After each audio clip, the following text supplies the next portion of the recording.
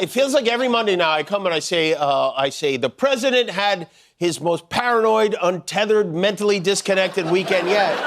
And then the next weekend, he tops it. It's incredible. So Jimmy Kimmel just delivered one of his sharpest takedowns of Trump's weekend meltdowns, and it perfectly captures how unhinged things have gotten.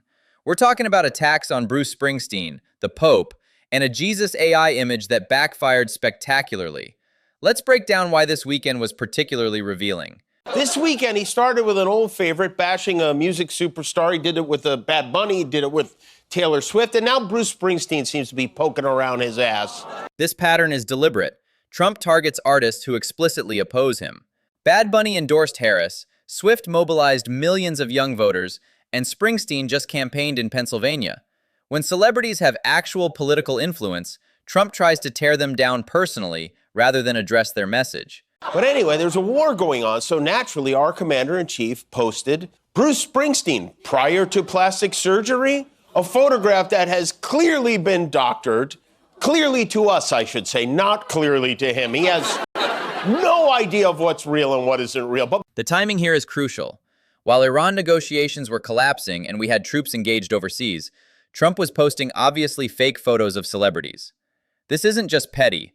It shows a commander-in-chief who can't distinguish reality from doctored content during an actual crisis. Beyond that, beyond how scary it is that our president doesn't know the difference between real and fake, beyond how petty and childish this is, especially with everything that's going on, how oblivious is this man? Has he looked at himself in the mirror ever? I mean, imagine being this dumpy, blotchy glob of overcooked yams hobbling out of your golf cart. The irony is staggering.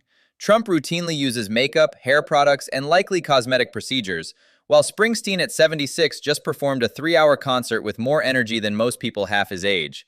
It's projection at its most obvious, attacking others for what you're insecure about yourself. You post that Bruce Springsteen looks bad, implying that Bruce had plastic surgery while every weird rich person downstairs at Mar-a-Lago is walking around with more plastic in them than a sea turtle's stomach. And this is how out of it he is. Mar-a-Lago is basically a plastic surgery convention. The hypocrisy is breathtaking when you consider Trump's social circle includes people who've had more work done than a Hollywood red carpet. He's completely blind to his own environment while attacking others for appearance. And then I guess Bruce wasn't enough because a few hours later, he moved on to the Pope. That's right. Oh, you didn't hear? That's right. He posted, he begins with, Pope Leo is weak on crime. This crossed a massive line. No sitting U.S. president has ever publicly attacked the Pope like this. It damages our relationship with 1.3 billion Catholics worldwide and shows Trump views even religious leadership through a purely partisan lens. The diplomatic fallout was immediate and severe. I should just stop right there because, seriously, when I read this, I couldn't stop laughing. I had to take a break 6 words into it to laugh because it's so nuts. The whole post is just nuts. Trump wrote, I like his brother Louis much better than I like him because Louis is all MAGA. He gets it and Leo doesn't. He's reducing the spiritual leader of over 1 billion people to MAGA politics. The Pope's role is moral guidance, not crime fighting. Trump fundamentally misunderstands both Christianity and governance, treating the Vatican like it's just another political endorsement to be won or lost. What does the Pope have to do with crime? He's not Batman, he's the Pope. This is what happens when you sell Bibles instead of reading them. Perfect observation. Trump literally sells Bibles for profit while completely missing their core message about humility and service. The Pope isn't a law enforcement officer. He's focused on poverty, peace, and spiritual guidance.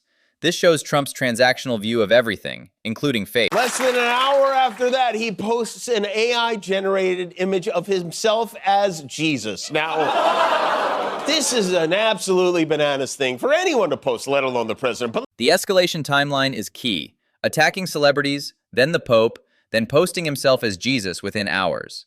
This violates the second commandment about graven images and shows textbook narcissistic behavior. Even his evangelical base couldn't defend this level of blasphemy and self-worship. The first problem I see is his hands are normal size, so that's not realistic. Okay. Then we have the planes, which are fighter jets, the F-16s of peace, if you will. Maybe the weirdest detail, the man Donald Jesus Trump is healing looks a whole lot like Jeffrey Epstein. That detail is deeply disturbing. Even in his religious fantasy, Trump's subconscious includes an Epstein-like figure. It reveals what's really on his mind and shows how his associations with questionable characters have embedded themselves in his psyche, even in supposedly sacred imagery. Now, this little detour into Messiah status did not get Trump the reaction he was hoping for from the Christian community. Overall, they're not on board with the whole false idols thing, and a lot of people were upset. So Trump completely misread his base. Conservative Christians take the false idols commandment seriously. It's literally one of the 10 commandments. He thought his cult of personality extended to religious worship, but discovered that even his most devoted supporters have theological boundaries. Trump or his team deleted the post, which is notable because his account almost never deletes his crazy posts. Last week, when he threatened to kill a civilization, that's still up. The Jesus post is down, so you know this one was trouble. Exactly right. Trump keeps posts threatening Iran with nuclear destruction, calls for military tribunals, attacks judges, but the Jesus image was too much even for him. That tells you everything about how badly he miscalculated. When Trump deletes something, you know it backfired catastrophically. And this is why, on top of being reckless and a liar, and just ridiculous in general, Trump is also a coward. Oh, now it makes sense. I'm sorry. It was supposed to be him as a doctor. Not Jesus. He's a doctor in a robe. It was our mistake. Let's look at that picture again, if we could. Oh, yeah, there you go. Now it's a doctor. It's Dr. Jesus is what it is. The doctor excuse is pathetic damage control. It's like a child caught red-handed making up increasingly ridiculous explanations. Nobody believes Trump meant doctor when he's surrounded by fighter jets and healing people. The backpedaling just made it more embarrassing and obvious. I don't know which is more offensive, how dumb he is or how dumb he thinks we are, but this perfectly captures Trump's fundamental problem. He either lacks basic intelligence or assumes Americans are complete idiots. Both possibilities are terrifying for a president. The Dr. Jesus' excuse insults everyone's intelligence while revealing his own desperate need for damage control. Well, we do not have a deal with Iran. He sent J.D. Vance to Pakistan for talks over the weekend that completely fell apart. So in response to those failed negotiations, Trump announced a blockade of the Strait of Hormuz, which, as you know, is already blockaded by Iran. The foreign policy confusion is dangerous. The Strait of Hormuz is a critical oil choke point. 20% of global petroleum passes through it. Trump's contradictory positions on blockades show he doesn't understand basic geography or strategy, while troops are literally in combat overseas. He is establishing a blockade on a strait he wants open, and if that doesn't work, he's going to bomb Mar-a-Lago. But 2 weeks ago, he was screaming, "Open the effing strait." Now he's closing the effing strait. He can't even keep the effing strait. The wordplay is brilliant, but the underlying point is deadly serious.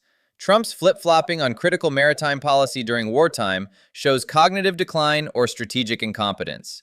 Either way, it's terrifying when global oil supplies and military lives hang in the balance. If you say we win or we won enough times, it makes it true and you won. We have thousands of soldiers at war right now. His peace talks went nowhere. He's out golfing again. An attractive woman just runs up to his car. I don't know what the Secret Service thinks. He checks her out. He pulls over, fixes. He's as horny as a mountain goat. He gets off that thing. Says she's in great shape 3 times. Leaves the kid in the cart to go give her a squeeze. The optics are absolutely devastating.